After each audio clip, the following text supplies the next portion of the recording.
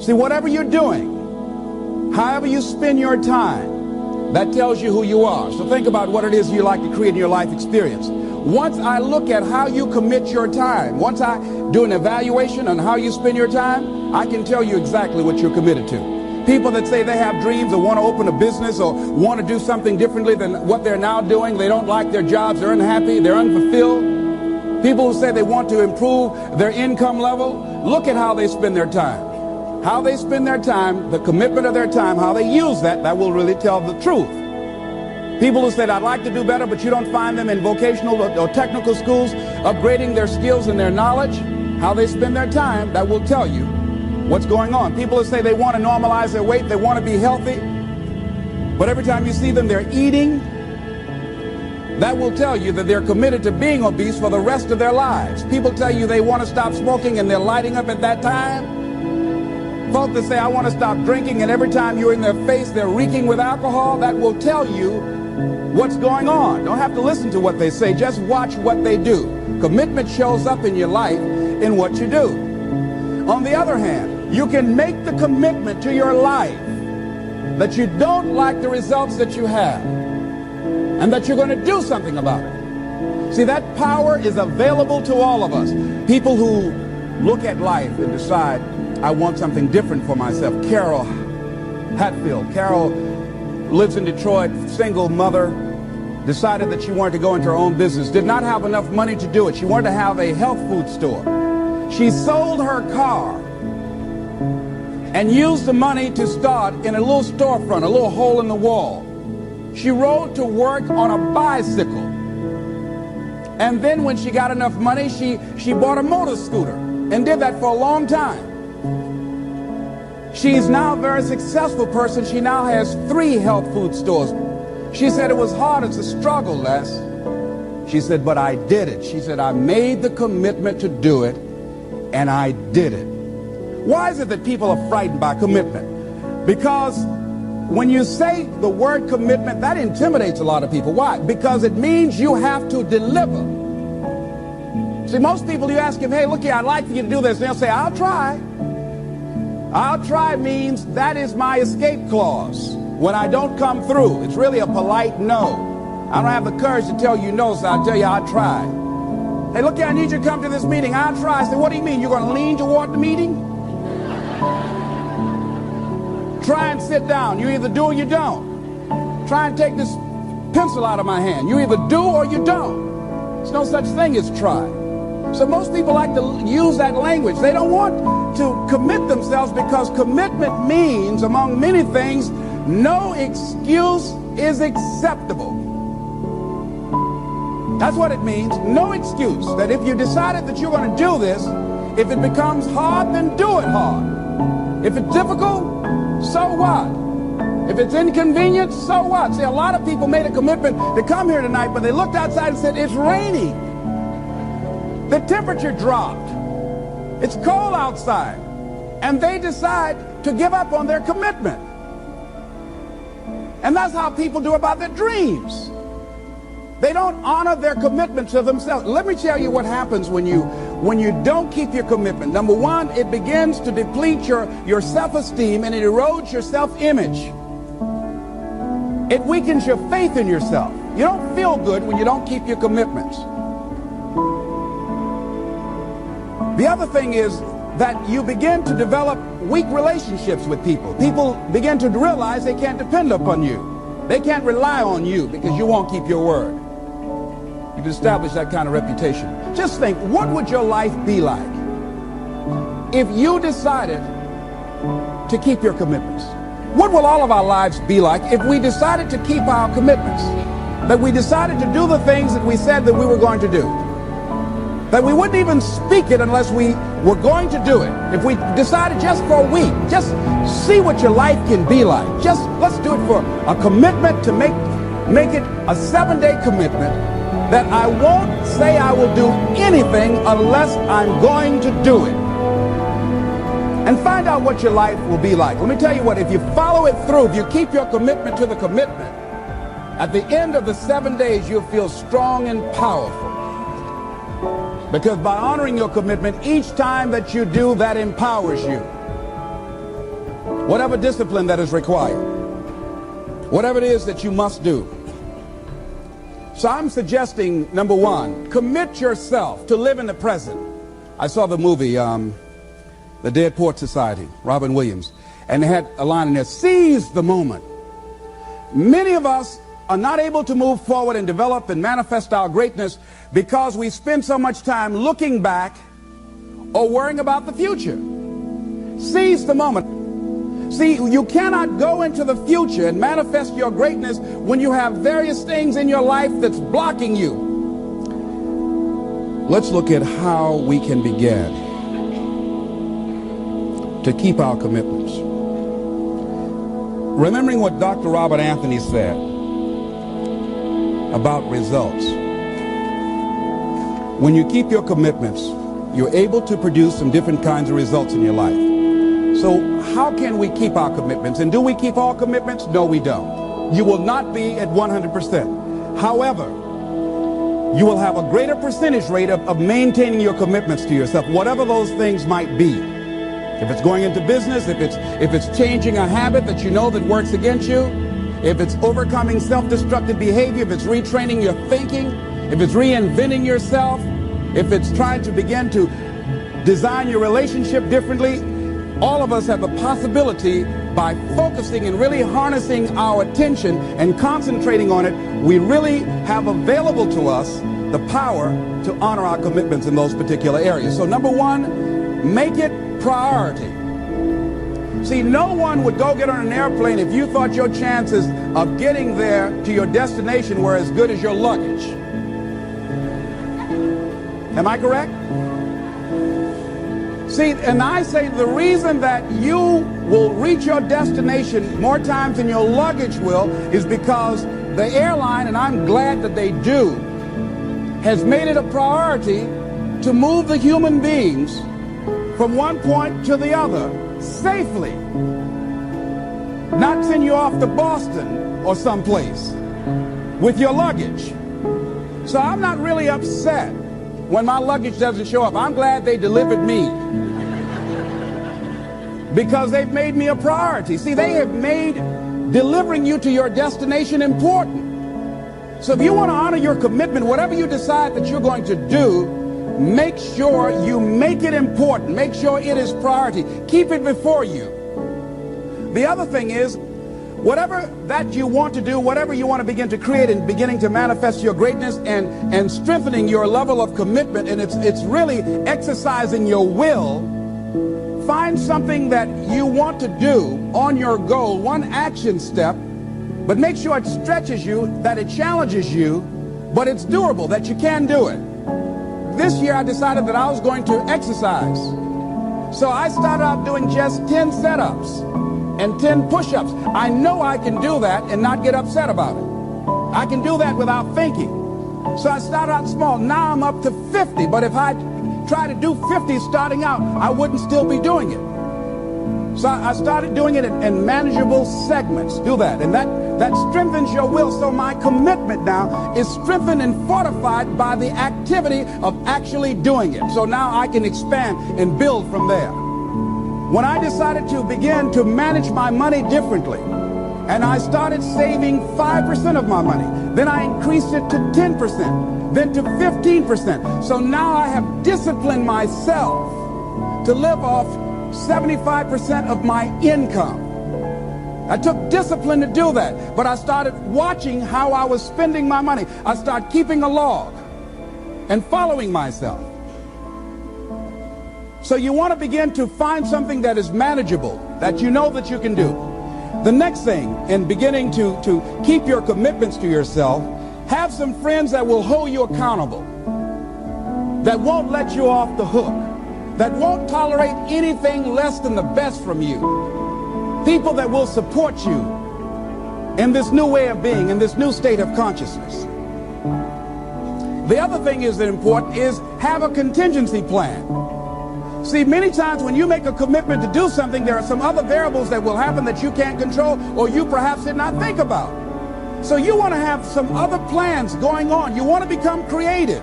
See, most people don't keep their commitments because when something goes wrong, they just stop. They don't have a contingency plan. So they don't know what to do next. Start being creative. If you challenge yourself, many times we say, I don't know what to do. And I always ask myself, but if you did know what to do, Les, what will it be? That activates another part of my mind. I start thinking about the possibilities and just experimenting. But many of us just stop dead in our tracks. I don't know what to do. You do know what to do. You've got genius in you. Challenge yourself. Push yourself. Make yourself come up with something. Use your imagination. And what you will find is that you know more than you realize that you know. That you're more creative and more resourceful than you realize that you are. And as you do that, the more you do it, the easier it will become. At first, it's going to be a struggle. And after you get into a certain level of consciousness, you will ask yourself, how is it that I didn't see this before? At the level that I'm managing my business now, they say consciousness is what we are. I literally look at myself and say, how is it that I didn't do this before? Why is it that I couldn't see this before? And the reason that I didn't see it before, because I didn't challenge myself. I didn't put myself out here.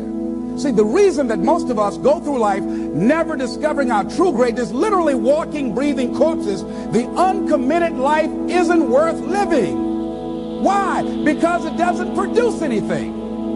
See, you only make things happen. Your life only counts. You only make a difference when you are committed. When you make a commitment with your life. That's the people that make a commitment with their lives. The people that make a commitment to their customers. The people that make a commitment to their families, to their relationships, are the people that make the greatest impact in life. What is commitment? Commitment is the salesman who says, look here, I'm going to make $1,000 today and I'm not going home. You can turn the lights out. The janitors could be here running the vacuum cleaner. I'm not leaving here till I do it. I used to be a door-to-door salesman. I had X number of TVs. I had a minimum amount that I knew I had to sell every day in order to provide for my mother, who was ill at the time, who had lost her job at the M&M cafeteria because of arthritis. And I said, I'm going to go door to door, and sometimes I would not come home until 1 o'clock at night, knocking on people's door, people closing. What do you want? Would you like to buy a nice working month's television set, no money down? No! What about an Emerson TV? No! Thank you very much. Do you know anybody else that would be interested? No! Thank you very kindly. Knock on another. Hello? Would you like to buy a nice working television set, no money down? No, get away from our door. Thank you very kindly. Do you know anybody else would be? Yeah, my cousin, he lives 2 doors down. Thank you very kindly. I tell him you sent me. When I heard your cousin told me that you wanted to buy a television set, told me to come here and talk to you, we got a special discount for you. Yes, come in, I'm interested. I would just keep right on. I would not go home until I did it. It's an interesting thing, ladies and gentlemen, that when we put ourselves in a situation where we say we're going to do it, it puts you in another zone where the universe responds to you. When you have that kind of consciousness, see, the universe responds to the man or woman that refuses to be denied, because that is your commitment. That business that you want, that book you want to write, that dream that you have of controlling your destiny, that is yours. That power to create that and to manifest that, that is yours. That's available to you. But you've got to be willing to stand there and face disappointment, not have support, be lonely, doubt yourself sometimes, be rejected again and again and again, become bankrupt if necessary, again and again and again, and refuse to turn around until life gives it up. Nothing can resist a person that has that kind of commitment. The people that have made a difference on the planet. When John F. Kennedy said, we will go to the moon in the next decade, he spoke it. That was a commitment, and people shared that vision. People bought into that. We've had all kind of examples in history where people have made declarations, who have committed their lives to bring about a difference. There are people who are taking a stand today against hunger. I guarantee you it will be a part of our past at some point in time. Someone took a stand against polio. It no longer plagues us as it once did, because someone said, it is my commitment to eradicate it from the face of the earth. Someone made the commitment. The reason that we're here and enjoying the democracy that we have, someone made a commitment that whatever is required, if it means that I die. I remember Paul Robeson, here I stand, for I can do no other. And that's how you must be. Commitment means standing up for your life. It means honoring yourself. It means beginning to say and to see and recognize your alignment and oneness with the universe, and that you are a channel for life to express through. And we short-circuit it with anger. We short-circuit it with fear. We short-circuit it with envy. We short-circuit it by being lazy or apathetic or giving up easily. Why? We say, oh, it's too hard, it's too hard. We don't challenge our spirit. Ladies and gentlemen, there's nothing as powerful as the human spirit. You can't destroy it. You can pervert it, but you can't destroy it. I was reading Man's Search for Meaning by Viktor Frankl. What a powerful book. I'm reading it now for the 7th time. And he gives so many graphic examples of the power of the human spirit. And so what are some of the things that can fortify us and give us the kind of inner strength that will allow us to forward ourselves into the future by manifesting our commitments? Number one, commitment means in some cases going back to school, getting some training, sitting up in classes with people younger than you, putting yourself in a position where you don't know and that is awkward and uncomfortable, but because of your commitment to develop yourself, or to go back to school to get a high school diploma or to get a college degree, that it doesn't matter, feeling dumb and saying, what am I doing here, sitting up in some boring class? Commitment could mean a lot of things. It could mean that you begin to go back. You got to back up sometimes. It means to back up and not give up, to regroup, back up and regroup and come back again. Because life has waylaid you, because you got knocked down. I know when I was working on my dream, there were times I lost my house at one point. I lost my car. I was broke. My credit was bad. I was sleeping at different friends' houses on their couch or on the floor. There were times, months, that I slept on the floor of my office and got up early and dressed before my staff got there to give them the impression that I got there early before they did. And we all pretend not to know what we knew, that the boss was staying in the office. So we never talked about it. But I refuse to give up on my dream. And what happens? They say, you know, in the prosperous years, you put it in your pocket. In the lean years, you put it in your heart. It makes me appreciate it even more. Even more. I wouldn't trade it. I wouldn't trade it for anything. The disappointment, the pain that I've gone through by keeping the commitment. Keeping the commitments that you have might mean taking a stand that's unpopular. Something was said one time. When you take a position, it says, cowardice asks the question, is it safe? Politics asks the question, is it popular? But conscience or commitment asks the question, is it right? And see, most people rather operate from the first two. Is it safe for me to take this position? I remember when I was a state legislator, I saw guys and women who believed in legislation very strongly, but because the Speaker of the House said, we won't go with that, they backed down. And they felt bad about it. They wouldn't take the position because they didn't want the Speaker of the House to be angry at them. They wanted to be all right with all of the rest of our colleagues. See, it takes a great deal of strong courage and commitment on your part to step out a line. Henry David Thoreau says, if a man doesn't keep pace with his companions, perhaps he's listening to the beat of a different drummer. Let him dance to the music that he hears, however measured or far apart. When you are committed, you're dancing to the beat of a different drummer. Don't expect people to understand you. Don't expect it to make sense to anybody why you've got to do this, why you have got to go, why you leave. This is a good job. I'm going. They pay you well. I'm going. You just a few years from retirement. I'm going. Why? I don't understand. You don't have to. I'm going for me because I've made a different kind of commitment with my life. This is something I have got to do. Commitment. It means taking a stand. Taking a stand for you. It means delivering. It means coming through. What if you don't keep your commitment, Les? What if you give it everything you have and you come up short?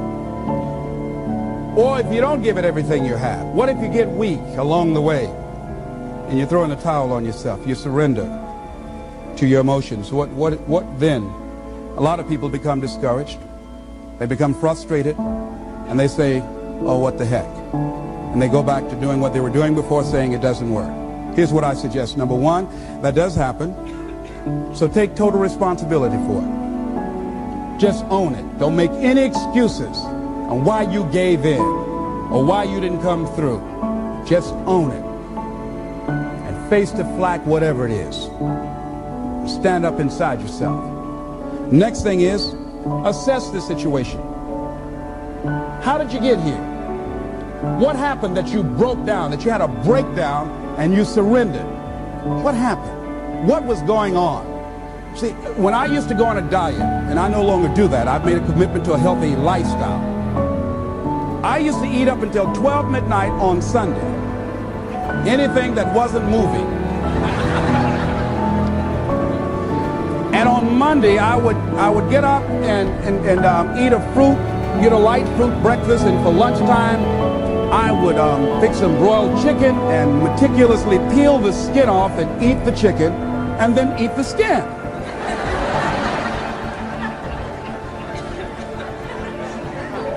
Do 5 setups, look in the mirror, and become discouraged because my stomach doesn't look like a washboard or one of the Avon Haley dances. And I say, what the use? And then I go to the refrigerator and eat food cold, standing right there in the refrigerator. So when I evaluated where I broke down, I realized I can't have junk food in the house. So I had to remove that. And then I realized there are certain streets I couldn't drive down. So I changed my route. I stopped taking people to lunch or to dinner because I couldn't sit there and watch them eat. When I had to go someplace and speak and they were eating, I said, call me downstairs when it's time for me to speak, because if I sit at the table looking at them, the food's going to call my name. And I know this. So I had to begin to make sure that I wasn't putting myself in a position where I would give up on my commitment. Am I making sense to you? So I began to strategize around avoiding situations where I knew that I was going to become weak. Another thing I do when I don't keep my commitment, I either deny myself something or I do a trade-off. If a glazed donut takes advantage of me, then I require myself to do an extra 25 setups, or I walk for an extra 15 or 20 minutes because I got a hammerlock on my head and say, come on over here. So you might have to deny yourself something or do a trade-off. Do something that will offset it. The other thing is, start again. So what? You fell flat on your face. So what? Start again. Learn from the experience and start again. Don't count yourself out. Don't sentence yourself to a lifetime of being miserable, a lifetime of being broke, a lifetime of being unhealthy, a lifetime of being in a relationship that is no longer fulfilling to you, a lifetime of working on a job that does not bring you satisfaction, that's not giving you the creative urge that you need and that got to have in your life that stimulates you. Don't sentence yourself like that. You are a human being. Don't volunteer your life that way. Your life has too much value to the universe. You've got something to contribute. You've got something to give. And so what if you make a commitment and you're not able to do it like a pro? That you're not good as everybody else. Live in the moment. I like what this says. Look to this day, for it is life, the very life of life. In its brief course lie all the realities and verities of existence, the bliss of growth, the splendor of action, the glory of power. For yesterday is but a dream, and tomorrow is only a vision. But today well lived makes every yesterday a dream of happiness, and every tomorrow a vision of hope. Look well, therefore, to this day. See, if we just start enjoying where we are, if we make that kind of commitment, to enjoy where we are, to experience the experience of life where we are, to do all we can right now where we are. Forget about the mistakes yesterday. Forget about all your failures yesterday. Forget about what you don't have. That's not important. Only thing that we have is right now. Right now, right now. And I say that life is calling on you to call forth on that. The optimists, which I think one of the most positive groups in the world, they have something called the Optimist Creed, and I like, it says promise yourself. I changed it to commit yourself, because I think that commitment has more power than promise. It says commit yourself to be so strong that nothing can disturb your peace of mind, to talk health, happiness, and prosperity to every person you meet, to make all your friends feel that there is something in them, to look at the sunny side of everything and make your optimism come true, to think only of the best, to work only for the best, and expect only the best, to be just as enthusiastic about the success of others as you are about your own, to forget the mistakes of the past and press on to the greater achievements of the future, to wear cheerful countenance at all times and give every living creature you meet a smile, to give so much time to the improvement of yourself that you have no time to criticize others, to be too large for worry, too noble for anger, too strong for fear, and too happy to permit the presence of trouble. Commit yourself to these things. Isn't that powerful? What a commitment to make with your life. Commit yourself to stretch, to get outside of your comfort zone and not be concerned about what people think about you, because they're thinking it anyhow.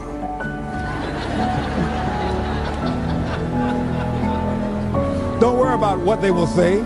They're already saying it. So what do you care? Decide that your life has so much meaning to the planet. Decide that you have something to give. That's why you're here. So you didn't just show up. You brought something here. You're on a journey. You have a destination, mission to achieve, to do, to implement, to perform, to experience. Decide to commit yourself to be an adventurer in life. Look out on life around you. Look within yourself and say, where is it in my life that I need to make a commitment right now? Where is it? That it might be for your health. It might be to be a happier person.